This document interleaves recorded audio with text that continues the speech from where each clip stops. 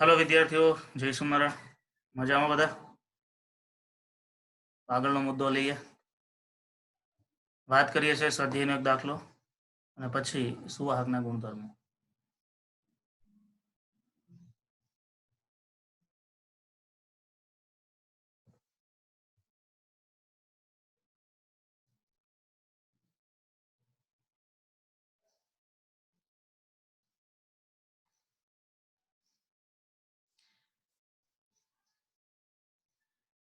કાલ સુધીમાં આપણે સ્વાધ્યાયના ત્રીજા દાખલાની વાત થઈ હતી। હવે સ્વાધ્યાયનો 34મો દાખલો એટલે કે એમસીક્યુ ટાઈપનો પ્રશ્ન છે। એ 34મા દાખલામાં તમારે ખાસ કરીને 4 વિભાગ છે। 4 માર્ક્સ માટે આઈએમપી ગણાય, કારણ કે 4 વિભાગનો એક માર્ક્સ। એમાં આકૃતિઓ બતાવવાની છે। બુક પ્રમાણેની રકમ જોવા જઈએ તો એ શું કહેવા માંગે છે। આકૃતિ આપી નથી, આપણે દોરીને બતાવવાની છે કે આની આકૃતિ કેવી હોય। તો એમ કીધું છે 34મા દાખલામાં, મોટું સ્વાધ્યાય છે।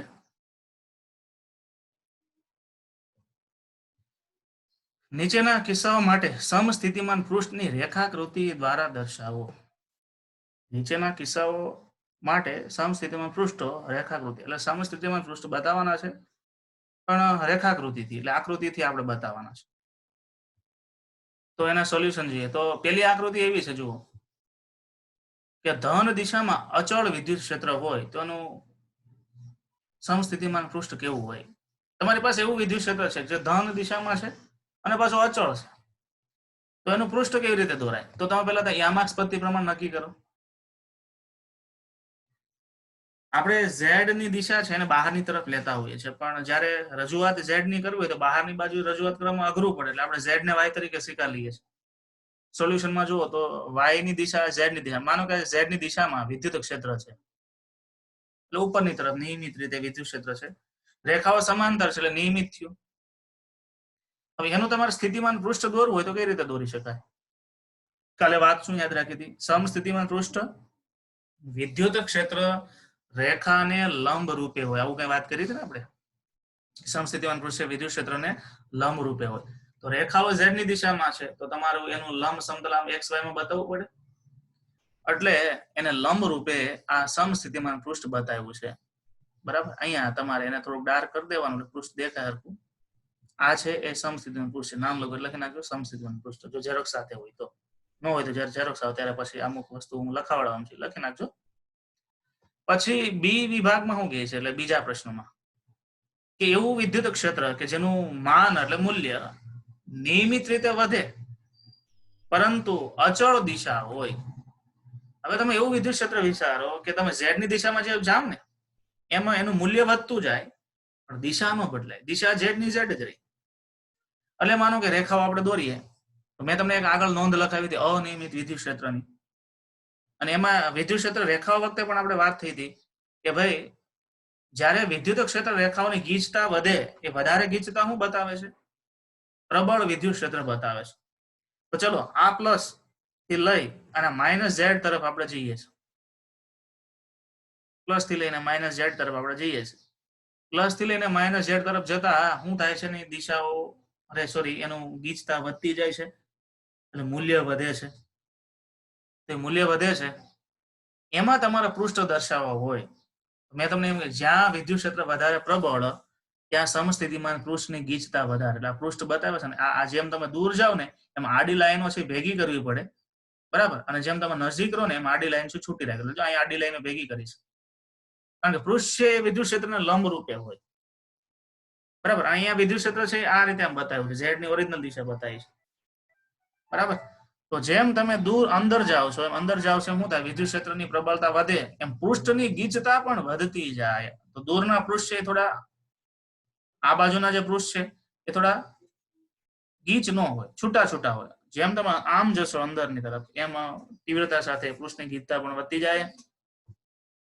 પછી નો પ્રશ્ન વિભાગ સી ઉદ્ગમ બિંદુ એકલ વિદ્યુત ભાર એટલે કોઈ બિંદુવત વિદ્યુત ભાર હોય એના પૃષ્ઠ કેવા, એ તો આપણે થિયરીમાં ભણી ગયા હતા. બિંદુવતના પૃષ્ઠ કેવા હોય?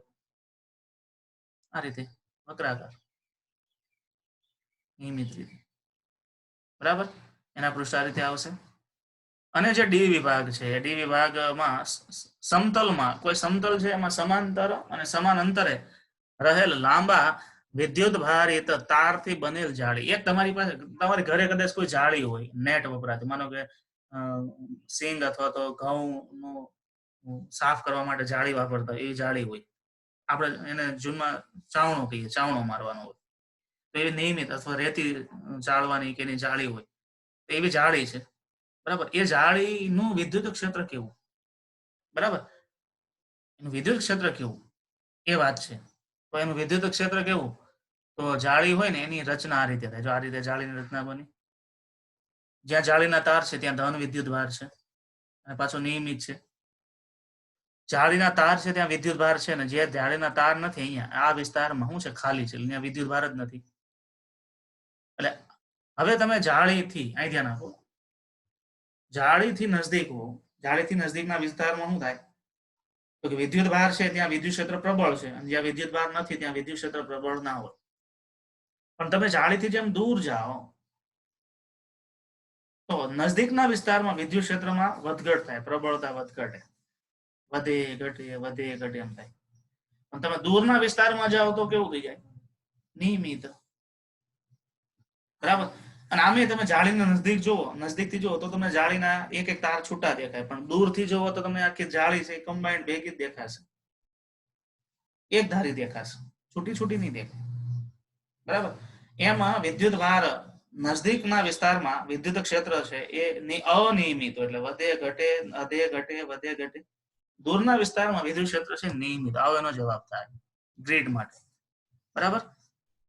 તો એ વાત છે. પછીના મુદ્દાઓની વાત કરીએ. હવે પછીનો આ ચેપ્ટરનો એક વિભાગ અલગથી ચાલુ થાય છે. એ વિભાગ છે સુવાહકોનું વિદ્યુત શાસ્ત્ર. તો સુવાહકના વિદ્યુત શાસ્ત્રના મુદ્દામાં જેમાં 5 પ્રશ્નો છે, દરેક પ્રશ્ન અગત્યનો છે અને તમને આખો 4 માર્ક્સમાં એમ પ્રશ્ન પૂછે કમ્બાઈન્ડ કે ભાઈ સુવાહકના વિદ્યુત શાસ્ત્ર વિશે નોંધ લખો અથવા સુવાહકનું સ્થિત વિદ્યુત શાસ્ત્રના 4 મુદ્દાઓ સમજાવો, તો એક એક માર્ક્સમાં એક એક મુદ્દાને સમજાવવાનો રહે, કારણ કે આખે આખો મુદ્દો છે કમ્બાઈન્ડ છે. અને આ મુદ્દામાંથી 3 મુદ્દાઓ એવા છે જેના ચેપ્ટર નંબર 1 માં આપણે એક યા બીજી રીતે એના દાખલાઓ ગણાવો છે. ને તમે નોંધ પણ લખાવી હતી, સુવાહકનું વિદ્યુત શાસ્ત્ર એમ કરીને નોંધ લખાવી. જો તમારી બુક આમે સુવાહકના ગુણધર્મો ચેપ્ટર નંબર 1 ની તમને પીડીએફ મોકલી છે.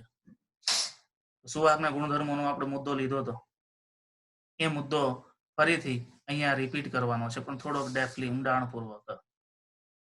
તો ચલો એની વાત કરીએ.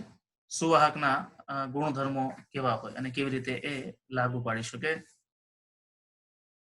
તો આમ તો આ સુવાહક તમારે 3 ચેપ્ટરમાં ભણવાનું છે. પહેલા ચેપ્ટરમાં થોડી વાત આવી, અત્યારે બીજા ચેપ્ટરમાં થોડી વાત કરશું અને પાછી ત્રીજા ચેપ્ટરમાં પણ વાત કરીશું. આ જો પ્રકરણ નંબર 3 માં પણ થોડી વાત આવશે. એવું નથી કે ખાલી એક સુવાહક તમે એક ચેપ્ટરમાં નહીં ભણો, 3 ચેપ્ટરમાં થોડું થોડું અલગ અલગ ભણશો અને બધા એનું થોડું ભણવાની જે કન્સેપ્ટ છે એમાં ધીમે ધીમે વધારો થતો જશે. ચલો વિદ્યાર્થી, આપણે વાત કરીએ કે સુવાહક કોને કહેવાય, જેમાં વિદ્યુતનું વહન સરળતાથી થાય એને સુવાહક કહેવાય, બરાબર. પછી જેમાં વિદ્યુતનું વહન નથી થતું સરળતાથી એ અવાહક છે. પણ વિદ્યુતનું વહન થાય તો અસ્તવ્યસ્ત થાય કે વ્યવસ્થિત થાય. જો અસ્તવ્યસ્ત થતું હોય તો વિદ્યુત પ્રવાહ નિર્માણ ન પામે,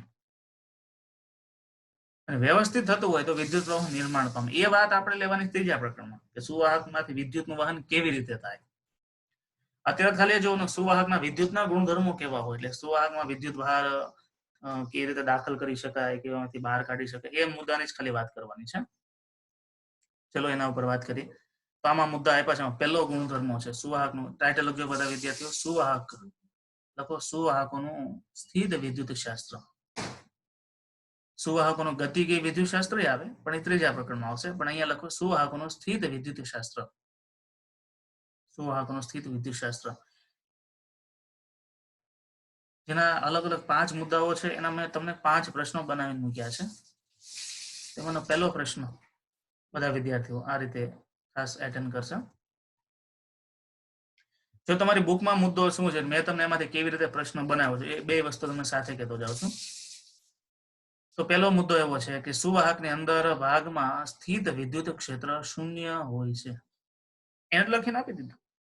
કોઈ પણ સુવાહક હોય એની અંદર વિદ્યુત ક્ષેત્ર શૂન્ય હોય. આપણે થોડું અજુગતું લાગશે, સુવાહકમાં તો ઋણ વિદ્યુત ભાર હોય, ધન વિદ્યુત ભાર હોય, તો પછી વિદ્યુત ક્ષેત્ર શૂન્ય કેમ થાય? એની સાબિતી પણ અહીં સમજાવી છે. આને આપણે આ રીતે પણ સમજી શકીએ. એટલે તમને કહેવાનો મતલબ એમ છે કે આ સુવાહક છે, ધારો કે આ બોક્સ છે સુવાહક છે, અને આ સુવાહક ની અંદર વિદ્યુત ક્ષેત્ર શૂન્ય છે, આવું આપણને એ લોકો સમજાવવા માંગે છે.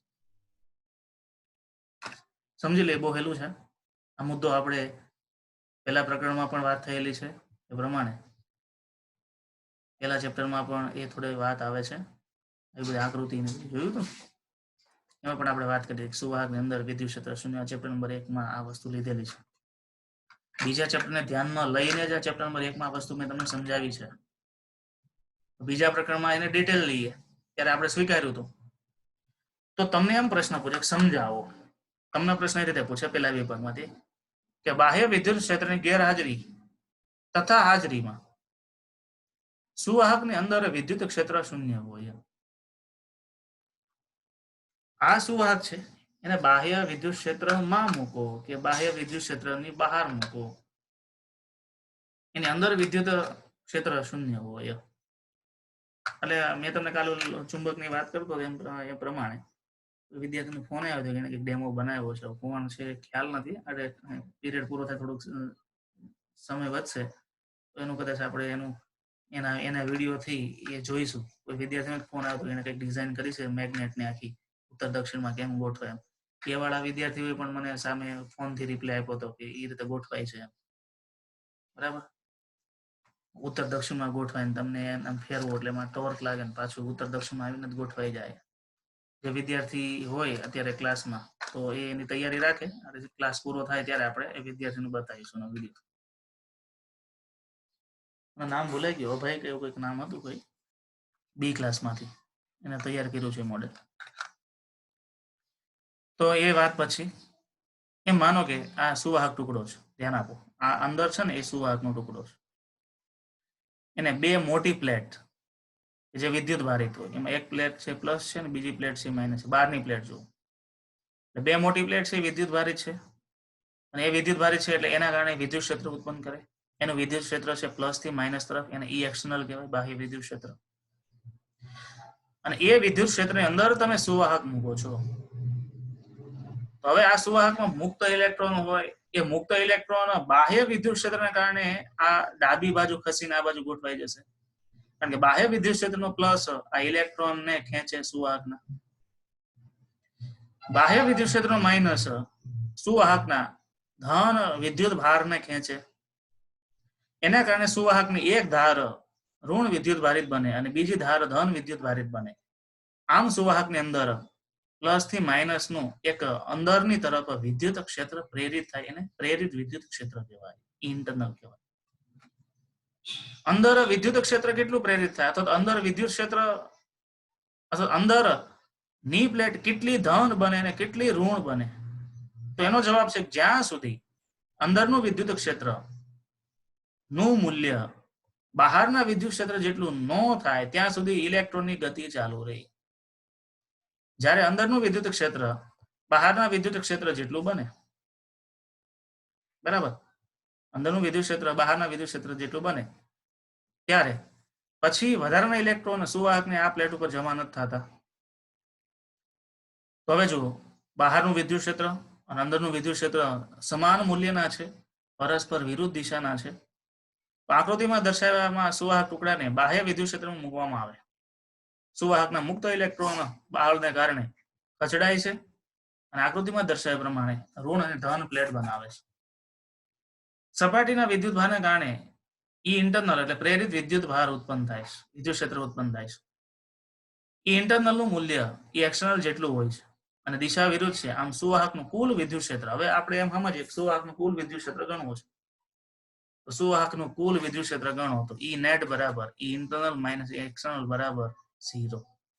ચેપ્ટર નંબર 1 માં આ વસ્તુ આપણે થોડીક બીજી રીતે પણ સમજ્યા હતા. આ રીતે બાહ્ય વિદ્યુત ક્ષેત્રની હાજરીમાં સુવાહકની થતી અસર આ વાત થઈ હતી.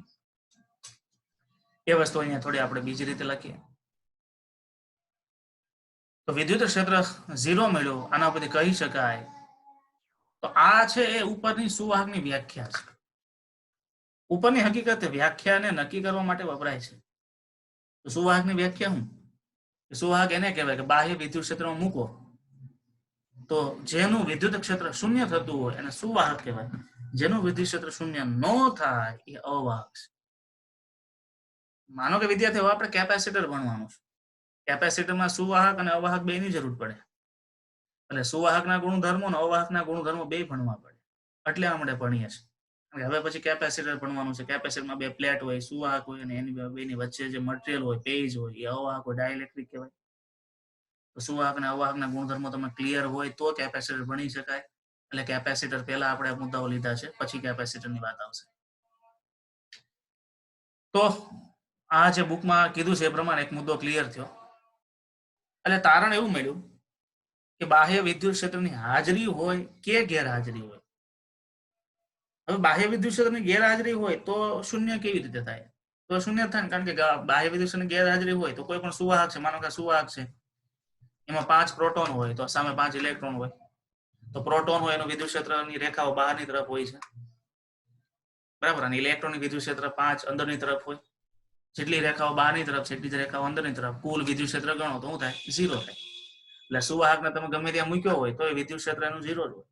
અને કદાચ સુવાહકને બાહ્ય વિદ્યુત ક્ષેત્રમાં મૂકી દો તો પણ એનું વિદ્યુત ક્ષેત્ર આપણે સાબિત કર્યું પ્રમાણે 0 થાય. એટલે સુવાહક એને કહેવાય કે જેનું વિદ્યુત ક્ષેત્ર શૂન્ય હોય. બાહ્ય વિદ્યુત ક્ષેત્ર હોય કે બાહ્ય વિદ્યુત ક્ષેત્રની ગેરહાજરી હોય, પણ પોતાનું વિદ્યુત ક્ષેત્ર કુલ શૂન્ય થાય એને સુવાહક કહેવાય. આ પહેલો ગુણધર્મની વાત છે એ અહીંયા આપણે સાબિત કરી ઝેરોક્સમાં.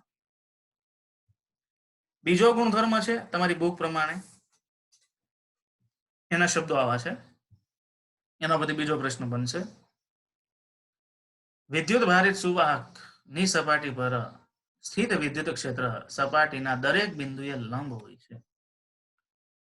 દાખલા તરીકે સુવાહક ટુકડો છે ને, બરાબર, અને વિદ્યુત ભારિત કરી દે તો વિદ્યુત ભારિત થઈ જાય. પણ હવે એની જે રેખાઓ હોય એ રેખાઓ દરેક બિંદુએ લંબ હોય. એટલે આ ઉપરની બાજુની રેખા આમ હોય, આ બાજુની રેખા આમ હોય, આ બાજુ રેખા આમ હોય, આ બાજુની રેખા આમ હોય. આ બાજુની રેખા આમ ન હોય ક્યારે, આમ જ હોય. આપણે સાબિત કરવાનું છે કે સુવાહક હોય, બરાબર, અને વિદ્યુત ભારિત હોય તો એની વિદ્યુત ક્ષેત્ર રેખાઓ બધી બાજુએ કેવી હોય? લંબ હોય. એ સપાટીને લંબ હોય. તો આપણે થોડુંક આમાં વિરોધક લઈને સાબિત કરીએ કે માનો કે એ છે એ લંબ ન હોય તો, એટલે આપણે પેલા એવું લઈએ કે માનો કે લંબ નથી.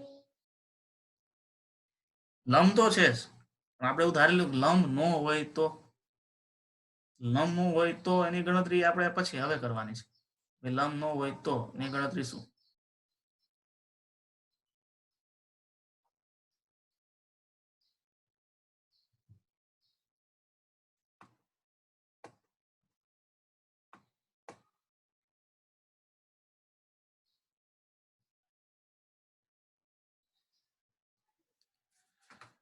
તો લંબ ન હોય તો રેખાઓ કેવી હોય? સમાંતર હોય. ધારી લઈએ, ચલો રેખાઓ સમાંતર. વિદ્યુત ભારિત સુવાહકમાં જો વિદ્યુત ક્ષેત્ર સપાટીને સમાંતર ધારવામાં આવે, લંબ નથી, આપણે ના પાડી નથી, એમ સમાંતર ધારવામાં આવે તો તે રેખા બળને કારણે સપાટી પર વિદ્યુતનું વહન થાય છે. હવે જો વાત સમજો, માનો કે સુવાહક ટુકડો છે. સુવાહક હોય એટલે રેખાઓ લંબ રૂપે હોય એ વાસ્તવિક છે, પણ આપણે એવું ધારીશું કે લંબ રૂપે નથી, સમાંતર, એટલે રેખાને સમાંતર દોરીએ. ધારો કે પોતાની વિદ્યુત ક્ષેત્ર રેખાઓ સપાટીને લંબ હોવી જોઈએ, એની જગ્યાએ સપાટીને સમાંતર છે, બહારની બાજુએ સમાંતર છે. અંદરની બાજુ તો વિદ્યુત ક્ષેત્ર શૂન્ય જ હોય, અંદરની બાજુ તો બતાવી જ ના શકે, પણ આ તો બહારની રેખાઓ છે ને સપાટીને સમાંતર છે એવું બતાવ્યું છે. અંદરની રેખા એમ નહીં બતાવતા. પાછું પેલા વિભાગમાં આપણે શું સાબિત કર્યું કે વિદ્યુત ક્ષેત્ર અંદર શૂન્ય હોય. આ જે રેખાઓ છે ને બહારની બાજુની છે અને સપાટીને સમાંતર છે. એટલે માનો કે સપાટી છે ને સમાંતર બહારથી રેખા પસાર થાય. તો સપાટીને આમ બહારથી આમ રેખા હોય તો શું થાય? તો વિદ્યુત ક્ષેત્રમાં આ પ્લસ અને આ માઇનસ, બરાબર. તો તમે રેખાઓ સમાંતર ક્યારે દોરી શકો? તો કે એક બાજુ સુવાહક છે પ્લસ હોય અને બીજી બાજુ સુવાહક છે માઇનસ હોય તો, અથવા તો તમે એવું સમજો કે આની રેખાઓ સમાંતર છે. તો સમાંતર છે એટલા માટે એક બાજુનો ભાગ કેવો બને? ઋણ બને. બીજો બાજુનો ભાગ કેવો બને? ધન બને. એકના એક ટુકડામાં એક ભાગ છે પોઝિટિવ વોલ્ટેજ આપે અને બીજો ભાગ છે નેગેટિવ વોલ્ટેજ આપે, એટલે ટુકડો એક બેટરી બની ગયો. તમારી ઘરે મોટો લોખંડનો ટુકડો હોય, તાંબાનો ટુકડો હોય, તો તાંબાના ટુકડામાં એક બાજુ અડાડો ને તો માઇનસ વોલ્ટેજ આવે અને બીજી બાજુ અડાડો તો પ્લસ વોલ્ટેજ આવે છે. એવું ના આવે ક્યારે. તો બેટરીની જરૂર જ ન પડે. મોબાઈલ ડિસ્ચાર્જ થઈ ગયો તો તાંબાનો ટુકડો મૂકી દે, મોબાઈલ ચાલુ થઈ જાય. બેટરીની જરૂર ન પડે, કારણ કે પ્લસ ને માઇનસ ઉત્પન્ન થયાનો મતલબ શું? બેટરી બની ગઈ. હું તમારા ઘરે ગમે એટલો લોખંડનો મોટો ટુકડો થયો, બેટરી તરીકે કામ કરે છે? બેટરી તરીકે કામ નથી કરતો. તો જો રેખાઓ સમાંતર હોત તો એ જ ટુકડો એ બેટરી બની જાય. આવું શક્ય છે? શક્ય નથી. તો રેખાઓ સપાટીને સમાંતર હોય એ વાસ્તવિક રીતે શક્ય નથી, એવું આપણે પરિણામ નથી મળતું પ્રાયોગિક રીતે. તો પછી એવી કેવી શક્યતા રહી? સમાંતર છે તો શક્ય નથી, તો શક્યતા કેવી રહી? આકૃતિમાં દર્શાવ્યા મુજબ બે સપાટી વચ્ચે સ્થિતિમાનનો તફાવત ઉત્પન્ન થાય, જે શક્ય નથી. સમાંતર હોત તો એક છેડો ઋણ બનત અને બીજો છેડો ધન બનત અને એના કારણે તફાવત ઉત્પન્ન થાય, જે શક્ય નથી. તેથી કહી શકાય કે વિદ્યુત ક્ષેત્ર રેખાઓ હંમેશા કેવી હોય? લંબરૂપ. સમાંતર શક્ય નથી, તો શક્યતા શું આવી? લંબની જ આવી. એટલે વિદ્યુત ક્ષેત્ર રેખાઓ છે સપાટીને લંબરૂપ હોય, કારણ કે સમાંતર શક્ય નથી. તો લંબ શક્ય છે. આ લંબ શક્ય છે, આપણે દોરીએ પણ છે. આગળના મુદ્દાઓમાં એ સાબિતી પણ આવશે. સમાંતર લંબ બહારની બાજુ આમાં છે, એમાં લંબ જ દોરી છે, બરાબર. તો આ બીજો મુદ્દો હતો, એની વાત થઈ. એમાં આપણે એ સમજાવ્યું કે વિદ્યુત ક્ષેત્ર રેખાઓ છે એ સપાટીને લંબરૂપ હોય. એટલે કોઈ પણ સુવાહક છે એની અંદરની બાજુ, પહેલા મુદ્દામાં શું વાત થઈ? અંદરની બાજુ વિદ્યુત ક્ષેત્ર શૂન્ય હોય, બાહ્ય વિદ્યુત ક્ષેત્રની હાજરી હોય કે ન હોય, વિદ્યુત ક્ષેત્ર શૂન્ય હોય. બીજો વિભાગ શું થયો? તો વિદ્યુત ક્ષેત્ર રેખાઓ અંદરની બાજુ શૂન્ય હોય, પણ બહારની બાજુની જે રેખાઓ છે સપાટીને કેવું હોય? લંબ હોય. ત્રીજો મુદ્દો, સ્થાયી સ્થિતિમાં સુવાહકના અંદરના ભાગમાં વધારાનો વિદ્યુતભાર હોઈ શકે નહીં. આ આપણે પહેલા ચેપ્ટરમાં વાત કરી હતી. જ્યારે સુવાહકમાં બહારથી વિદ્યુતભાર રેડવામાં આવે ત્યારે બધો વિદ્યુતભાર સુવાહકની સપાટી પર જ જમા થાય છે. અંદર વધારાનો વિદ્યુતભાર કોઈ આવતો નથી. તો એની સાબિતી આપણે આમાં લેવાની છે. તો આમાં સાબિતી કેવી રીતે લઈ શકાય? એનો પ્રશ્ન આ રીતે બને, ત્રીજા વિભાગ ઉપરથી સમજાવો. સુવાહકની ઉપર ઉમેરવામાં આવેલો વધારાનો વિદ્યુતભાર તેની સપાટી પર જ જમા થાય છે. શું થાય? સપાટી પર જ જમા થાય. હવે એ સપાટી પર જ જમા થાય છે, એનો આપણે સાબિતી આપવાની છે. બહુ કોમન સાબિતી છે, ગાઉસના નિયમનો ઉપયોગ કરીને આપવાની છે અને આ સાબિત થઈ જશે. ચલો, માનો કે આપણી પાસે આ દેખાય છે સુવાહક ટુકડો છે, અને સુવાહક ટુકડામાં તમે બહારથી Q જેટલો વિદ્યુતભાર ઉમેરો. એ વિદ્યુતભાર ઉમેરી દો એટલે એ વિદ્યુતભાર છે સપાટી પર જમા થયો, આપણે સ્વીકારી લીધો. અંદરની બાજુ વિદ્યુતભાર ન જમા થયો, કારણ કે આપણે પહેલા વિભાગમાં શું સાબિત કર્યું? કે અંદરનું વિદ્યુત ક્ષેત્ર શૂન્ય હોય અને બહારનું જે વિદ્યુત ક્ષેત્ર હોય એ સપાટીની બહાર લંબ તરફ હોય. બીજા વિભાગમાં સાબિત કર્યું એટલે એ પ્રમાણે, નિયમો પ્રમાણે અંદરનું વિદ્યુત ક્ષેત્ર શૂન્ય બતાવ્યું અને બહારની સપાટી પરનું વિદ્યુત ક્ષેત્ર છે બહારની તરફ બતાવ્યું. હવે સપાટીની થોડી અંદર એક ગાઉસિયન પૃષ્ઠની કલ્પના કરો. તો કલ્પના કરી તો આકૃતિમાં દર્શાવ્યા મુજબ Q જેટલો વિદ્યુતભાર સપાટી પર જમા થાય, એટલે જમા કર્યો. ચલો, આકૃતિ પરથી ફ્લક્સ કેટલું? આકૃતિ પરથી વિદ્યુત ફ્લક્સ નું સૂત્ર phi બરાબર સંકલન E ds cos θ થાય. સંકલન E ds, E એટલે વિદ્યુત ક્ષેત્ર, ds એટલે ક્ષેત્રફળ અને cos θ. તો અહીં આપણા કિસ્સામાં અંદરનું વિદ્યુત ક્ષેત્ર E બરાબર 0 છે. E બરાબર 0 હોય તો ફ્લક્સ બરાબર શું થાય? 0 થઈ જાય.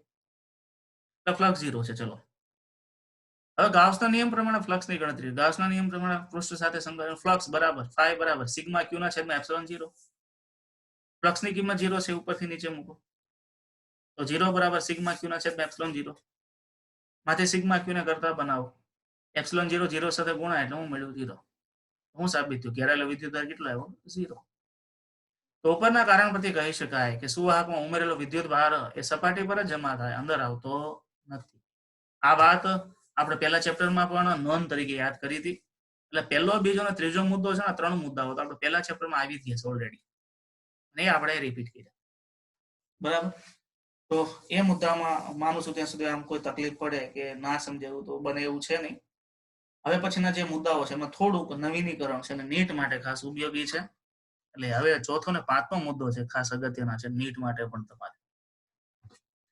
તો 5મો મુદ્દો ટેક્સ્ટબુકમાં કેવી રીતે આપ્યો છે? સોરી, ચોથો મુદ્દો. તો ચોથો મુદ્દો ટેક્સ્ટબુકમાં છે કે સુવાહકના સમગ્ર કદમાં સ્થિત વિદ્યુત સ્થિતિમાન અચળ હોય છે અને અંદરના ભાગમાં તેનું મૂલ્ય સપાટી પરના મૂલ્ય જેટલું જ હોય છે. બહુ અગત્યનો મુદ્દો છે. હું તમને એનું સેન્ટેન્સ આ રીતે સમજાવું. માનો કે આ એક સુવાહક લોખંડનો ટુકડો છે. આ લોખંડના ટુકડા નું સપાટી પર અને અંદર બંને જગ્યાએ વિદ્યુત સ્થિતિમાન અચળ હોય. વિદ્યુત ક્ષેત્ર શૂન્ય હોય. સુવાહક છે તો સુવાહકની અંદર વિદ્યુત ક્ષેત્ર શૂન્ય હોય, પણ વિદ્યુત સ્થિતિમાન શૂન્ય ના હોય. ખાસ એ સપાટી જેટલું જ હોય. એટલે સપાટી પર મેક્સિમમ હોય તો અંદર એ મેક્સિમમ જ હોય. પણ સપાટીથી બહાર જાવ એમાં પછી KQ ના છેદમાં R સૂત્ર પ્રમાણે એ ઘટાડો થાય. હું ભૂલતો નથી જ્યાં સુધી તમારે ગુરુત્વ સ્થિતિમાન માટેનો આલેખ આવતો 11માં, ગુરુત્વ સ્થિતિમાન વિરુદ્ધ અંતરનો આલેખ. એમાં અહીંયા વોલ્ટેજ વિરુદ્ધ અંતરનો આલેખ છે સુવાહકો માટે. એ પણ નીટમાં 2 વખત પૂછાયેલો છે. એ મુદ્દો આની સાથે ઇનબિલ્ટ છે, ખાસ યાદ રાખજો. એટલે મેં તમને પ્રશ્ન તરીકે એટલે લખાયું છે. બરાબર. તમારે પ્રશ્ન તરીકે આ રીતે યાદ રાખવાનો છે. તો આપણે બુકનો મુદ્દો જોયો, પણ ખરેખર તમારે પ્રશ્ન આ રીતે એમાંથી પૂછાય તો, અથવા તો MCQ માટે આ રીતે યાદ રાખવાનું. ચેપ્ટર નંબર 2 માં ચોથો મુદ્દો સમજાવો. તમને કીધું સમજાવો સુવાહકના સમગ્ર કદમાં વિદ્યુત સ્થિતિમાન અચળ હોય છે. બરાબર. અથવા નીટના કન્સેપ્ટ તરીકે લઈએ તો આ રીતે પૂછાય કે વિદ્યુત ભારિત કવચ. વિદ્યુત ભારિત કવચ એટલે સુવાહક પણ કયો અને કવચ પણ કયો. બરાબર. વિદ્યુત ભારિત કવચ ના જુદા જુદા બિંદુએ વિદ્યુત સ્થિતિમાન. વિદ્યુત ભારિત કવચ ના જુદા જુદા બિંદુએ વિદ્યુત સ્થિતિમાન. કવચ એટલે સુવાહક થાય, કારણ કે સુવાહક છે એમાં તમે વિદ્યુત ભાર ઉમેરો તો ક્યાં જમા થાય છે? સપાટી પર જ જમા થાય છે. એટલે તમને કવચ એવો શબ્દ નહીં વાપરે. કદાચ એમ સુવાહક કોપરનો ગોળો છે, એની ત્રિજ્યા 5 સેન્ટીમીટર છે, તો એના ગોળાના કેન્દ્રથી 3 સેન્ટીમીટર દૂર, એટલે કેન્દ્રથી 3 સેન્ટીમીટર દૂર 5 સેન્ટીમીટરનો ગોળો હોય, એમાં કેન્દ્રથી તમે 3 સેન્ટીમીટર દૂર લો એટલે અંદરનું બિંદુ થયું. એ વિદ્યુત સ્થિતિમાન કેટલું? વિદ્યાર્થી ઉતાવળમાં શું કરી નાખે? 0. વિદ્યુત ક્ષેત્ર પૂછે ને તો 0 થાય. સુવાહક ગોળો એટલે વિદ્યુત ભારિત કવચ કહેવાય. બરાબર. અને અંદરના બિંદુએ વિદ્યુત ક્ષેત્ર શૂન્ય હોય, વોલ્ટેજ શૂન્ય ન હોય. હવે વોલ્ટેજ શૂન્ય શું કામ ન હોય એને સાબિતી આપણે બતાવવી પડશે. એની 2 રીત છે. બરાબર. પહેલી રીત છે ને એ આખી મેથેમેટિકલ છે, જેમાં કોઈ આકૃતિનો સંબંધ નથી આવતો, ડાયરેક્ટ છે. બરાબર. તો આ રીતે આવે કે ભાઈ માનો વિદ્યુત ક્ષેત્ર અને વિદ્યુત સ્થિતિમાનનો સૂત્રનો સંબંધ શું છે? તો કાલે આપણે ભણ્યા હતા. E બરાબર dV ના છેદમાં dr. માઇનસને દૂર કીધું એટલે માઇનસને અવગણના કરી. એટલે વિદ્યુત સ્થિતિમાનનું રેખા સંકલન, સોરી, વિદ્યુત સ્થિતિમાનનું પ્રચલન એ વિદ્યુત ક્ષેત્ર આપે. E બરાબર dV ના છેદમાં dr. વિદ્યુત સ્થિતિમાન પ્રચલન ઉપરથી. બરાબર. તો E ને V વચ્ચેનો સંબંધ. પરંતુ સુવાહકની અંદર આપણે આગળ શું સાબિત કર્યું? સુવાહક હોય તો સુવાહકની અંદર વિદ્યુત ક્ષેત્ર શું હોય? શૂન્ય. તો વિદ્યુત ક્ષેત્ર શૂન્ય એટલે ઉપરના સમીકરણમાં E બરાબર 0 મૂકો તો 0 બરાબર શું મળ્યું? dV ના છેદમાં dr. તો dV ના છેદમાં dr મળ્યું. બરાબર. કોના બરાબર? E. હવે મેં તમને વિકલનમાં એક વ્યાખ્યા લખાવી હતી કે અચળ પદનું વિકલન શૂન્ય થાય. કઈ યાદ આવે છે? અચળ પદ વિકલન એટલે કોઈનો કોઈની સાપેક્ષમાં ફેરફાર. જો કોઈ ભૌતિક રાશિ અચળ હોય તેનો ફેરફાર પણ ન હોય. જેનો ફેરફાર નથી એને જ અચળ કહેવાય. તો જે અચળ હોય એનો ફેરફાર શૂન્ય હોય, અને ફેરફાર એટલે વિકલન પણ શું થાય? શૂન્ય. તો જો આ dV ના છેદમાં dr વોલ્ટેજનું વિકલન શૂન્ય થતું હોય, એનો મતલબ વોલ્ટેજ પોતે કેવો હોય? અચળ હોય. તો અંદરના બાજુએ વોલ્ટેજનો ફેરફાર શૂન્ય છે, એટલે અંદરની બાજુએ વિદ્યુત સ્થિતિમાન અચળ છે. આ એક ગાણિતિક પદ્ધતિ છે જે આ રીતે સાબિત કરી શકીએ. હવે માનો કે આકૃતિની મદદથી, ગાણિતિક પદ્ધતિ તો બરાબર, પણ આકૃતિની મદદથી લોજિકલી આપણે સાબિત કરવું હોય કે આ અંદર શૂન્ય કેવી રીતે થાય, તો એના માટે આકૃતિ ખાસ જુઓ. ચલો, આપણી પાસે કોઈ સુવાહક છે અને વિદ્યુત ભાર છે, એટલે વિદ્યુત ભાર બધો સપાટી ઉપર જમા થયો, એટલે કવચ બની ગયું. કવચની ત્રિજ્યા કેપિટલ R છે. અંદરની બાજુ વિદ્યુત ક્ષેત્ર શૂન્ય છે. બરાબર, અને એની સપાટી પર સ્થિતિમાન કેટલું, એટલે ક્વચ એટલે વિદ્યુત ભારિત ગોળો, વિદ્યુત ભારિત ગોળાનું સ્થિતિમાન કેટલું, બિંદુવત ગણો, ક્વચ ને બિંદુવત વિદ્યુતભાર ગણો તો બિંદુવત વિદ્યુતભારનું સ્થિતિમાન કેટલું, v બરાબર kq ના છેદમાં r થાય. તો સપાટી પરનું સ્થિતિમાન vo is equal to kq ના છેદમાં r છે. હવે તમે સપાટીથી અનંત અંતરે દૂર વયા જાઓ, અનંત અંતરે દૂર, અનંત અંતરે, અહીંયા r અંતરનું બિંદુ આ છે પણ અનંત અંતરે અહીંયા તો ટેસ્ટ વિદ્યુત ભાર છે જે q0 બરાબર 1 છે. તો અનંત અંતરે, તો અનંત અંતરે શું કાં જવું પડે, કારણ કે અનંત અંતરે સ્થિતિમાન શું થાય, 0 મળે એટલા માટે. તો અનંત અંતરે સ્થિતિમાન 0 છે, સપાટી પર સ્થિતિમાન vo છે અને r પાસે kq ના છેદમાં r જેટલું મળશે. હવે ચલો અનંત અંતરેથી તમારે આની સપાટી પરનું સ્થિતિમાન ગણવું છે તો કઈ રીતે ગણશો, તો કે એકમ વિદ્યુત ભારને અનંત અંતરેથી સપાટી સુધી લાવવા માટે કરવું પડતું કાર્ય નું મૂલ્ય ને સપાટીનું સ્થિતિમાન કહેવાય. તો એ પ્રમાણે વ્યાખ્યા, અનંત અંતરેથી એકમ વિદ્યુત ભારને સપાટી પર લાવવા માટે નું કાર્ય એટલે સપાટી પરનું સ્થિતિમાન થાય. સપાટી પરનું સ્થિતિમાન આપણે મળે છે vo બરાબર kq ના છેદમાં કેપિટલ r. આ સપાટી પરનું સ્થિતિમાન મળ્યું. સુવાહકની અંદર વિદ્યુત ક્ષેત્ર શૂન્ય છે, કાર્ય ન કરવું પડે. હવે જુઓ, તમે અનંત અંતરેથી સપાટી સુધી આવો છો તો કાર્ય કરવું પડે છે, પણ સપાટીથી અંદર તમે જાઓ તો કાર્ય ના કરવું પડે, કારણ કે અંદર વિદ્યુત ક્ષેત્ર 0 છે, એટલે બળ 0, બળ 0 એટલે કાર્ય શું થાય, 0. અહીં ધ્યાન આપો. તો માનો કે આ કોઈ વિદ્યુત ભાર છે, અનંત અંતરેથી તમે અહીંયા આવ્યા અને સપાટી ત્યાં સુધી કાર્ય કરવું પડ્યું, બરાબર. એટલે કાર્ય કરવું કર્યું એટલે તમને સપાટી સુધી સ્થિતિમાન મળ્યું, પણ સપાટીની અંદર વધારાનું કાર્ય કરવું પડતું નથી. પણ આગળનું જે કાર્ય કરવું પડ્યું તો છે જ, વધારાનું કાર્ય નથી કરવું પડતું પણ જૂનું કાર્ય તો છે જ, અને જૂનું કાર્ય એટલે સપાટી પરનું જૂનું સ્થિતિમાન. એટલે અંદરની બાજુ જાઓ તો વધારાનું કોઈ કાર્ય નથી કરવું પડતું, પણ સપાટી સુધીનું કાર્ય કરવું પડ્યું હતું એ તો છે જ. એટલે સપાટી પરનું જે કાર્ય કર્યું પડે સપાટીનું સ્થિતિમાન થાય. એમ અંદરની બાજુ વધારાનું કોઈ સ્થિતિમાન નથી મળતું, પણ અંદરની બાજુએ સપાટી પર જે કાર્ય કરવું પડતું એ કાર્યને કારણે અંદરની બાજુ સપાટી જેટલું સ્થિતિમાન અચળ મળે. તો અંદરની બાજુએ વધારે કોઈ કાર્ય કરવું નથી પડતું કે કાર્ય કોઈ મળતું નથી, પણ સપાટી સુધી જે કાર્ય કરવું પડ્યું એનું એ કાર્ય જળવાઈ રહી છે અંદરની બાજુએ. એટલે અંદરની બાજુએ બધે જ સ્થિતિમાન આપણે કેવું મળશે, અચળ મળશે. સુવાહકની અંદર વિદ્યુત ક્ષેત્ર શૂન્ય હોવાથી કોઈ વધારાનું કાર્ય કરવું પડતું નથી. સુવાહકની અંદર અને કેન્દ્ર પર સ્થિતિમાન સપાટી જેટલું જ હોય છે. નીટ માટે અગત્યનો મુદ્દો મેળવ્યો, વી અંદર ઇઝ ઇક્વલ ટુ વી કેન્દ્ર ઇઝ ઇક્વલ ટુ વી સપાટી is equal to V maximum અને ઇઝ ઇક્વલ ટુ kq ના છેદમાં r. આ સૂત્ર ખાસ યાદ રાખજો. તો સુવાહકની અંદર અને સુવાહકની સપાટી પર અને સુવાહકના કેન્દ્ર પર બધી સ્થિતિમાન એક સમાન.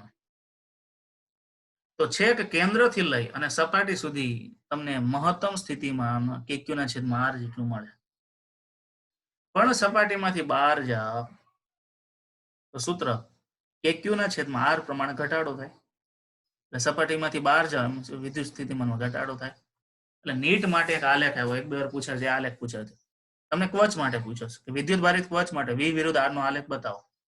ચલો, કેન્દ્રથી લઈ, કેન્દ્ર પર r0 હોય, સપાટી સુધી r બરાબર r સુધી વોલ્ટેજ સ્થિતિમાન કેવું છે, મેક્સિમમ છે.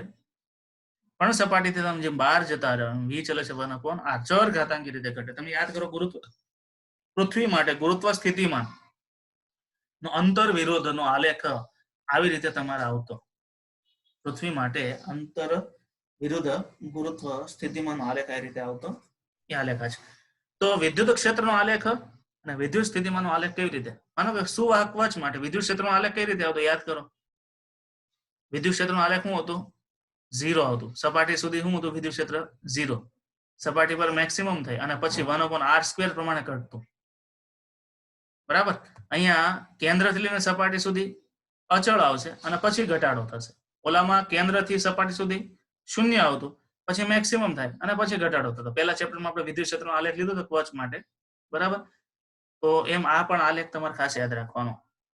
તો આ જે બે ગુણધર્મો, આ જે 4 ગુણધર્મો છે એ સુવાહકના થયા. ચલો, આટલા ગુણધર્મોમાં કઈ પ્રશ્ન હોય તો પૂછી શકે છે, નહીતર પછી આપણે આગળની વાત કરીએ. પ્રશ્ન હોય તો રાઇઝ યોર હેન્ડ.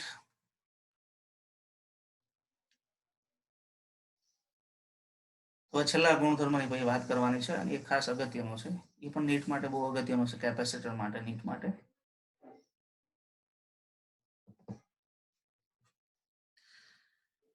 કાલે કોના કોના ગામમાં વરસાદ હતો? ઊંચી આંગળી કરો જોઈએ. કાલે વરસાદ છે. કરા ક્યાં પડ્યા હતા? ખાધા કે નહીં? કે વારો નો આવ્યો?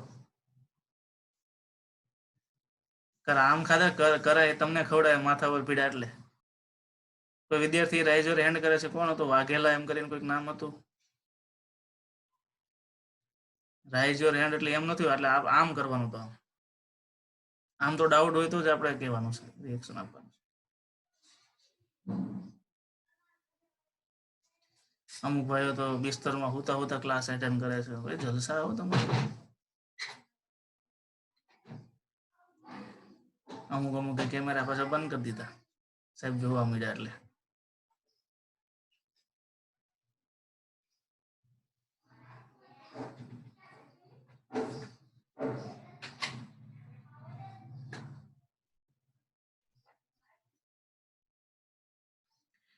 બગીચો કેટલા ને છે? બગીચો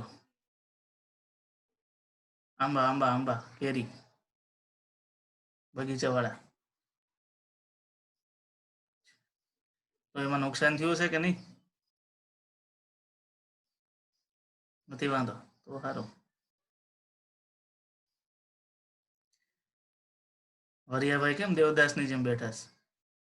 ચા પાણી મળ્યા નથી લાગતા સવારમાં?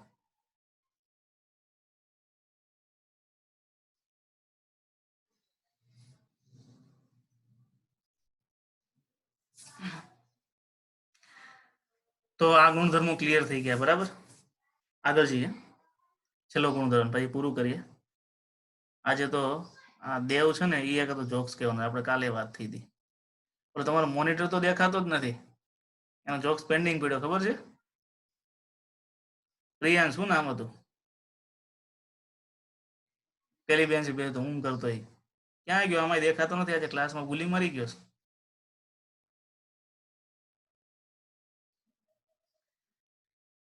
ચલો આગળનો ગુણધર્મ લઈએ, ખાસ અગત્યનો છે, નીટ માટે પણ બહુ અગત્યનો છે. અમુક મુદ્દાઓ નીટ માટે એટલા માટે હાઇલાઇટ કરતો જાઉં છું કે કદાચ કોઈ વિદ્યાર્થીઓ સાથે પેનલમાં પ્રશ્નો સોલ્વ કરતા હોય અલગ અલગ પ્રકારના સાહિત્યો, તો એને ખ્યાલ આવે કે આનો જવાબ આવો છે. પાછળથી તો આપણે કરીશું, પણ અત્યારે સાથે થાય એટલું વધારે અગત્યનું. તો પછીનો મુદ્દો ટેક્સ્ટ બુકમાં આ રીતે છે, બુકમાં જે શબ્દો છે એ પ્રમાણે. પાંચમો ગુણધર્મ કે વિદ્યુત ભારિત સુવાહકની સપાટી પર વિદ્યુત ક્ષેત્ર, એટલે જો શબ્દોની મારામારી છે, સપાટી પર વિદ્યુત ક્ષેત્ર કેટલું. કોઈ પણ સુવાહક ટુકડો હોય, ધ્યાન આપજો, સુવાહક ટુકડો છે. આ સુવાહક ટુકડામાં અંદરની બાજુ એ વિદ્યુત ક્ષેત્ર મળે નહીં, ઝીરો મળે. સુવાહક છે એટલે અંદર વિદ્યુત ક્ષેત્ર ઝીરો હોય. સપાટી પર વોલ્ટેજ મેક્સિમમ હોય. આપણને પ્રશ્ન એવો પૂછ્યો કે આ સુવાહક ટુકડો છે, એ સુવાહકની સપાટી ઉપર વિદ્યુત ક્ષેત્ર કેટલું એક્ઝેક્ટ, આ સપાટી ઉપર. બહારની બાજુએ વિદ્યુત ક્ષેત્ર છે, અંતર સાથે ઘટવાનું છે. અંદરની બાજુ વિદ્યુત ક્ષેત્ર શૂન્ય છે, આની સપાટી પર કેટલું. તમને ખ્યાલ હોય તો ગાઉસના નિયમનો બીજો ઉપયોગ, અનંત વિસ્તાર વાળું વિદ્યુત ભારિત તકતી હોય અને એ તકતી ને કારણે ઉદ્ભવતું વિદ્યુત ક્ષેત્રનું સૂત્ર સિગ્માના છેદમાં 2ε0 એવું આપણે ભણ્યા હતા. એ ખરેખર છે ને એ અવાહક માટેનું સૂત્ર લાગે, અને આ જે આપણે ભણીએ છીએ સુવાહકમાં, એમાં સૂત્રમાં થોડોક જ ફરક છે. સેન્જલી અમિતભાઈ આવી ગયા લાગે છે, હાજર થઈ ગયા લાગે છે, હાજર જ છે પહેલેથી.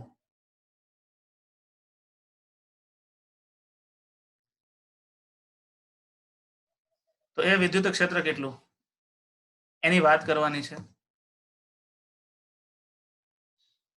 પ્રશ્ન આ રીતે પૂછાય કે સમજાવો વિદ્યુત ભારિત સુવાહકની સપાટી પર વિદ્યુત ક્ષેત્રનું સૂત્ર મેળવો.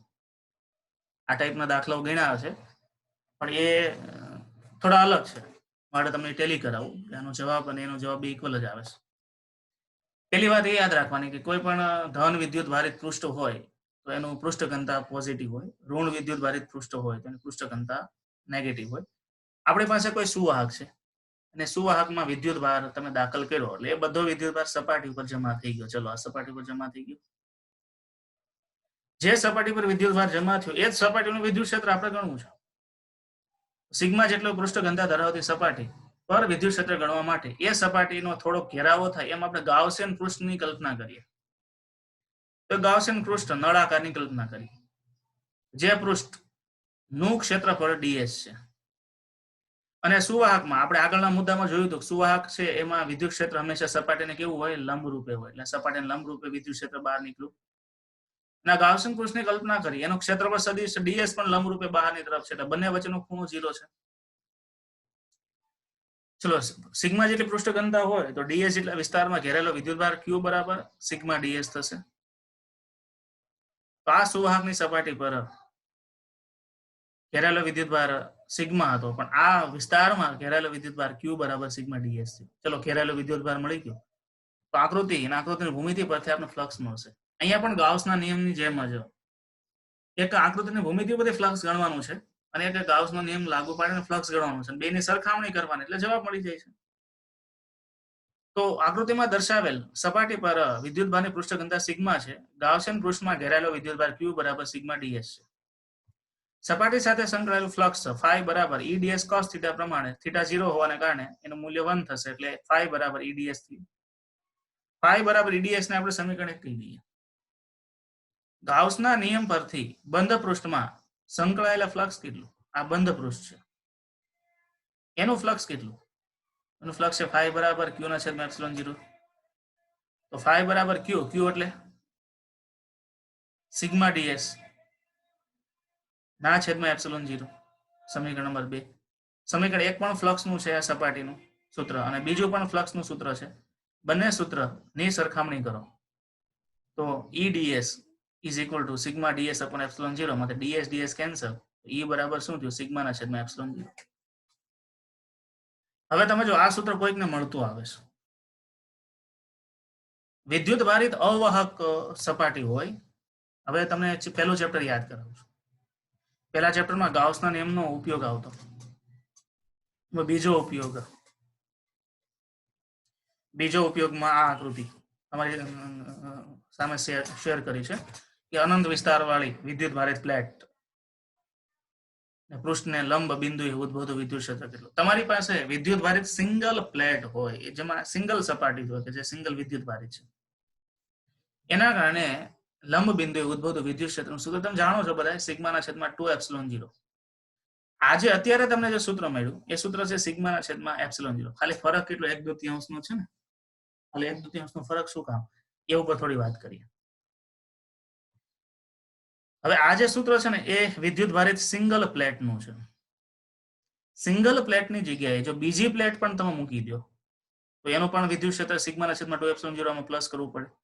સિગ્માના છેદમાં 2 એપ્સિલોન 0 સિગ્માના છેદમાં 2 એપ્સિલોન 0 એટલે શું થઈ જાય? સિગ્માના છેદમાં એપ્સિલોન 0 જવાબ મળે. એ જવાબ આપણે એક દાખલામાં ટેલી કર્યો હતો. 2 પ્લેટ વાળો દાખલો છે. જો એ દાખલો તમારી સામે મૂકું છું. એ ન્યુમેરિકલમાં સ્વાધ્યાયનો કે દાખલો હતો પહેલા ચેપ્ટરમાં. PQR બિંદુએ વિદ્યુત ક્ષેત્ર ગણવાની વાત હતી. હા, 24મો દાખલો પહેલા ચેપ્ટરમાં. P ને Q પાસે વિદ્યુત ક્ષેત્ર સમાન મૂલ્યનું પરસ્પર વિરુદ્ધ દિશાનું નાબૂદ થાય પણ R પાસે નાબૂદ ન થાય. R પાસે બેની દિશા સમાન હોવાથી એનું મૂલ્ય મળે છે R પાસે કેટલું મળ્યું હતું? સિગ્માના છેદમાં એપ્સિલોન 0. યાદ આવ્યું? તો આજનું આ સૂત્ર અને એ વખતનું સૂત્ર બે જુઓ એક જ સમાન છે. સુવાહક એક પ્લેટ હોય તો વિદ્યુત ક્ષેત્ર એટલું મળે અને અવાહક 2 પ્લેટ હોય તો વિદ્યુત ક્ષેત્ર એટલું મળે. તો સુવાહકમાં કેમ એક જ પ્લેટમાં ડબલ વિદ્યુત ક્ષેત્ર થઈ જાય છે? પ્રશ્ન ત્યાં આવ્યો. પછી જેડબલી માટે નીટ માટે નોંધ લખાવી છે. નીટ માટે જ કહેવાય. એ ગુરુફળાંક બહુ એટલે જેડબલી લઈ ગયું છે. અનંત વિસ્તાર વાળી સુવાહક તક્તી વડે ઉદ્ભવતું વિદ્યુત ક્ષેત્ર સિગ્માના છેદમાં એપ્સિલોન 0 સપાટી પર જેટલું હોય ને એટલું જ અનંત સુધી હોય. હવે જો અહીં ધ્યાન આપો. માનો કે તમારી ઘરે કોઈ લોખંડની તકતી છે. આ રીતે આ એક લોખંડની તકતી છે. એને તમે આ બાજુ વિદ્યુત ભારિત કરો, એક સાઈડ વિદ્યુત ભારિત કરો તે આખી વિદ્યુત ભારિત પ્લસ બની જશે. પણ લોખંડ હોય એટલે વિદ્યુત ભાર આ સપાટી પર જમા થાય, અહીંયા જમા થાય, આ બાજુ જમા થાય. એટલે આ એક સપાટી થઈ, એવી જ પાછી બીજી સપાટી ડેવલપ થઈ, એટલે આ સપાટી નંબર 1, આ સપાટી નંબર 2. હવે અહીંયા કોઈ બિંદુની વાત કરો તો આ એક સપાટી માટે અહીંયા વિદ્યુત ક્ષેત્ર કેટલું ઉત્પન્ન થાય? સિગ્માના છેદમાં 2ε0. એક સપાટી વડે કેટલું ઉત્પન્ન થાય? સિગ્માના છેદમાં 2ε0. આ બીજી સપાટી વડે ધન વિદ્યુત ભાર વડે પણ અહીંયા વિદ્યુત ક્ષેત્ર એ જ દિશામાં મળે, સિગ્માના છેદમાં 2ε0. તો બંને સપાટીના તમે વિદ્યુત ક્ષેત્રનો એક કમ્બાઇન્ડ સરવાળો કરો, શું થાય? સિગ્માના છેદમાં 2ε0 પ્લસ સિગ્માના છેદમાં 2ε0. શું થશે જવાબ? સિગ્માના છેદમાં ε0. લખો એટલે લખો, સિગ્માના છેદમાં 2ε0 પ્લસ સિગ્માના છેદમાં 2ε0. બરાબર, બેનો સરવાળો કરો તો શું થાય જવાબ? સિગ્માના છેદમાં ε0. ખ્યાલ આવ્યો? એટલે સુવાહક હોય તો 2 વડે ગુણી નાખવાનું, અને સુવાહક ન હોય તો 2 વડે ભાગી નાખવાનું. એટલે આ જવાબ છે ને નીટ માટે ખાસ, નીટમાં એટલો જ ફરક આવશે કે તમને તકતી સુવાહકની જગ્યાએ અવાહક કરી નાખે, અવાહકની જગ્યાએ સુવાહક કરી નાખે, એટલે વિદ્યાર્થી ભૂલ કરે છે. અનંત વિસ્તાર વડે તકતી વડે ઉદ્ભવતું વિદ્યુત ક્ષેત્ર, તો તમે અનંત વિસ્તાર વડે તકતીને સાંભળી લો એટલે તમે એમ જ લખી નાખો સિગ્માના છેદમાં 2ε0 શીખી દો. બરાબર, સિગ્માના છેદમાં 2ε0 અનંત વિસ્તાર વડે તકતી કેવી હોય? અવાહક હોય તો. બરાબર, સુવાહક એવો શબ્દ આવે તો એને 2 વડે ગુણીને તમારે જવાબ મૂકવાનો, એટલે સિગ્માના છેદમાં 2 કેન્સલ થાય, એટલે સિગ્માના છેદમાં ε0 જ આવે. આ વાત છે. બરાબર, અને પછી વાત આવે છે સ્થિત વિદ્યુત શિલ્ડિંગ. છઠ્ઠો મુદ્દો. ચલો, છઠ્ઠો મુદ્દો છે સ્થિત વિદ્યુત શિલ્ડિંગ કોને કહેવાય? બખોલ કોને કહેવાય? કેવિટી કોને કહેવાય? કેવિટીમાં રક્ષણ કેવી રીતે મળે? આ બધી વાત છે, એની મેં તમને વિડીયો પણ એક શેર કરી હતી તમારી આગળ. બરાબર, તો અહીંયા જે આકૃતિ આપી છે ને તો બધી આપણે આગળના જે મુદ્દાઓ ભણ્યા ને બધા એ એક મુદ્દાઓની એક આકૃતિ છે. આ છેલ્લી આકૃતિ આ બખોલ વાળી છે. તો બખોલ વાળી આકૃતિ આપણે પહેલામાં કરી છે ચેપ્ટર નંબર 1 માં. અહીંયા નોંધ લખાવી જુઓ, ચેપ્ટર નંબર 1 સ્વાધ્યાય 28 દાખલામાં સી વિભાગ. તો આપણે સીધા સી વિભાગમાં જતા રહીએ.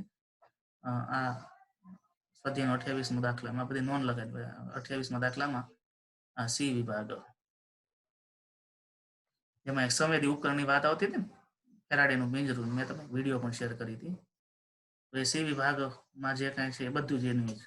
એમાંનો એક સુવાહક લીધો, સુવાહકની અંદર તમારે બખોલ કરી નાખવાની, પછી તમે બાહ્ય વિદ્યુત ક્ષેત્રમાં મૂકો તો બાહ્ય વિદ્યુત ક્ષેત્ર કરતા વિરુદ્ધ દિશાનું વિદ્યુત ક્ષેત્ર આ બખોલમાં પ્રેરિત થાય. બાહ્ય વિદ્યુત ક્ષેત્ર અને અંદર બખોલનું વિદ્યુત ક્ષેત્ર બંનેનું તમે સદિશ સરવાળો કરો, કુલ વિદ્યુત ક્ષેત્ર શું મળે? 0. આ જે ઘટના છે એને ઇલેક્ટ્રોસ્ટેટિક શિલ્ડિંગ કહેવાય, અને શિલ્ડિંગ અહીંયા પણ બતાવ્યું છે. બરાબર, એટલે ઇલેક્ટ્રોસ્ટેટિક શિલ્ડિંગ ની તમને નોંધ પૂછે, વિદ્યુત સ્થિત વિદ્યુત શિલ્ડિંગ સમજાવો, તો તમારે આ આકૃતિ દોરવાની છે જે ચેપ્ટર નંબર 1 માં આપી છે. એ જ આકૃતિ તમારે જો આમાં કઈક જગ્યા મળે અને તમારે એડ કરવી તો કરી શકાય, અને એ જગ્યા નથી આમાં. એડ કરીને ખાલી જગ્યામાં આકૃતિ એડ કરી દો એટલામાં તો એ ઇનફ છે. બરાબર, મેં તમને એક વિડીયો મોકલ્યો તો ફેરાડેનું પિંજરુંમાં, એમાં એક તારની વાત છે. માનો કે તમારી ઘરે, ચલો હું તમને બીજું ઉદાહરણ આપું, શિલ્ડિંગ ક્યાં જોવા મળે? તમારી ઘરે ટીવી ચેનલ નો કેબલ આવે છે. ટીવી ચેનલ નો કેબલ છે ને સૌથી ઉપરનું બહારનું કવર હશે, એ થોડું ખોલજો એટલે અંદર એક જાળી મળશે. જાળીને ખોલજો એટલે અંદર એક વ્હાઈટ કલરનું સિલ્વર પેપર આવશે, સિલ્વર પેપર, અને એની અંદર પ્લાસ્ટિક, અને એની અંદર સૌથી કેન્દ્રમાં તાંબાનો તાર હશે. જે તાંબાનો તાર છે ને એની ઉપર એક ઝબકનો કાગળ વીંટાળેલો હશે. એ ઝબકનો કાગળ વીંટાળેલો છે ને એવું બતાવે છે એ શિલ્ડિંગ કર્યો છે. ફરતી બાજુ એ એલ્યુમિનિયમ નો કાગળ હોય. એલ્યુમિનિયમ કાગળ છે ને તમે શિલ્ડિંગ કરી દો એટલે શું થાય કે બહારથી તમારી ઘરે ચેનલ આવે છે, એ ચેનલમાં બહારના કોઈ વિદ્યુત ક્ષેત્રના તરંગો ડિસ્ટર્બ ન કરે. ચેનલનો જે કેબલ છે એ શિલ્ડિંગ થયેલો છે એટલે એના પર બાહ્ય વિદ્યુત ક્ષેત્રની અથવા બાહ્ય વિદ્યુત ચુંબકીય તરંગોની અસર થતી નથી, એટલે ઝરમરિયા ઓછા આવે એટલા માટે શિલ્ડિંગ કરે. માનો કે આપણે કોઈ એવી જગ્યાએ બેઠા છીએ કે જ્યાં પ્રબળ વિદ્યુત ક્ષેત્ર છે, પ્રબળ વિદ્યુત ક્ષેત્ર બોડીને નુકસાન કરે, તો શું કરવાનું? તમારા આજુબાજુમાં ફરતે એલ્યુમિનિયમ નું કવર કરી લેવાનું, બોક્સ કરી દેવાનું. જેમાં દરવાણી હોય, દરવાણીને કેમ નાનું કેબિન બનાવી દે છે લોખંડનું, એમાં બેઠો હોય. બરાબર, એ શિલ્ડિંગ થઈ ગયું કહેવાય. આ બારૈયા રોહિતભાઈને શું ઇમ્પોર્ટન્ટ મેસેજ છે અત્યારે એટલી વાત કરવાની છે. કોનો ફોન આવે છે? મૂકી દો સાઈડમાં. બરાબર, હજી એક વિદ્યાર્થી ચાલુ પીરિયડમાં વાત કરતો હતા, બારૈયા મહિપાલસિંહ ને આ બારૈયા. તમારા ભાઈ આ બધા બારૈયા ભાઈઓને કઈ વહીવટ છે અત્યારે ચાલુ પીરિયડમાં? તમને બધું યાદ આવે છે? તમે જે કરો છો ને બધું દેખાય છે. શાંતિથી ભણો ને. આ લોકડાઉન ક્યારે પૂરું થવાનું કોઈ નક્કી નથી. તમારા ફાયદા માટે છે અને હવે પછી એટલો સમય નહીં મળે.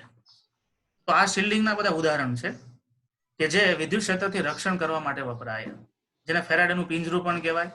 જે તે વખતે પહેલું ચેપ્ટરમાં જે થિયરી ચાલી ત્યારે મેં તમને વિડીયો પણ મોકલ્યો હતો એક વોટ્સએપમાં, ફેરાડેનો પિંજરો વાળો. આઉટ ઓફ કન્ટ્રી અમુક કન્ટ્રી એવા છે જ્યાં વરસાદની સિઝન વધારે હોય, વીજળીની સિઝન વધારે હોય, ત્યાં બસો છે, એ બસ જે પબ્લિક ટ્રાન્સપોર્ટ હોય એ શિલ્ડિંગ કરેલ રાખે, એના બોડી છે ને એલ્યુમિનિયમ જ રાખે. એટલે બહાર ગમે એટલું પ્રબળ વિદ્યુત ક્ષેત્ર હોય એની અસર તમને કોઈ ન થાય. એટલે મોટા ભાગે આવી રીતે બખોલની અંદર વીજળીથી પણ રક્ષણ મળે, પણ વીજળીનો ધડાકો જેટલો મોટો હોય એટલે રક્ષણ કરવા પડતા આપણી કાર આખે આમે ઉડી જાય છે પેલા તો. બરાબર, શોર્ટ સર્કિટ આમે થઈ જાય છે. બરાબર, કારણ કે પ્રબળ વોલ્ટેજને કારણે. પણ છતાંય મળે એ વાત તો ફાઇનલ છે. પછી કોઈ એવા ઇન્સ્ટ્રુમેન્ટ હોય, કોઈ મોટી ઇન્ડસ્ટ્રીમાં તો પ્રબળ વિદ્યુત ક્ષેત્ર ઉત્પન્ન થાય, ઘણા બધા હાઈ ટેન્શન સબસ્ટેશન એવું બધું હોય, મોટર હોય, એ બધું હોય, હેવી મોટર તો વિદ્યુત ક્ષેત્ર ઉત્પન્ન કરતું હોય. એનાથી બીજા ઇન્સ્ટ્રુમેન્ટનું રક્ષણ મેળવવા માટે એ ઇન્સ્ટ્રુમેન્ટ એને એક સુવાહક બોક્સમાં ભરીને મૂકી દે એટલે આપણને રક્ષણ મળે. બરાબર, તો ચલો કોઈ વિદ્યાર્થીમાં ક્વેરી હોય તો પૂછી શકે. કોઈ વિદ્યાર્થી પ્રશ્ન? આ તો આપણે તમારા 11 વાગે હવે પીરિયડ નથી ને કોઈનો? સાવલિયા સાહેબનો હોય ને? હા મેથ્સ નો છે. એમાંથી સાંગાણી ઉદયભાઈ ને. હાલો બોલો ભાઈ, શું છે? ચાલુ રાખો ને એક જ મિનિટ. હા બોલ. સાંગાણી ઉદય.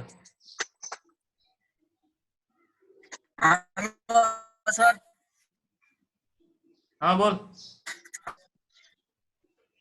સર આ બે ચુંબક છે એ પૂર્વ પશ્ચિમમાં પડ્યા છે. રેડી? હા.